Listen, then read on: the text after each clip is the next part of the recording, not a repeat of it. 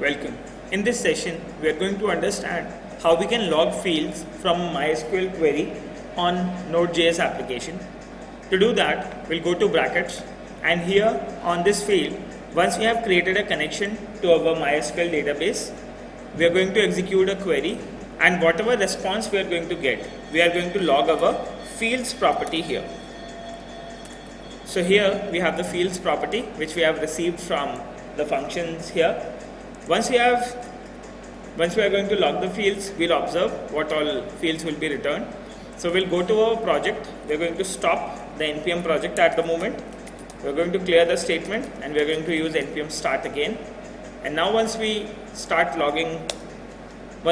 project, MySQL statement will get executed. And once the statement has been executed, now you can see that we have got such information from the fields section. So we have individual fields available here with all the information. So let's just have a look. So what exactly we have is, first of all, we have a field packet which is inside the database information schema. We have table columns, we have column tables, name is field, then you have a column name, the character set name, length name, decimal information. All these things are being displayed with respect to the fields information available on your database, on your table. Okay, so you can make use of fields as well and you can log them. So whatever values are available, you can log these information. In case if you want to log the data which is available in the error, you can simply save it. Let's just stop it. We'll see at the moment if there is some error data available within this. So we are going to use npm start. We'll just try to see what all information could be available from the error section. So errors are null. We don't have any errors at the moment.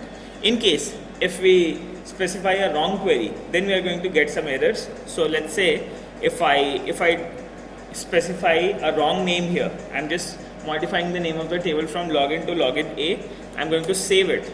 In order to log the error, what I'm going to do, I'm going to stop the connection and I'm going to start my project again, npm start.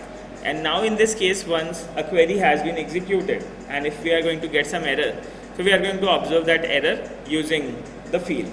So now we have got a MySQL error statement here, and now you can see that within Node we can receive the errors with the error key.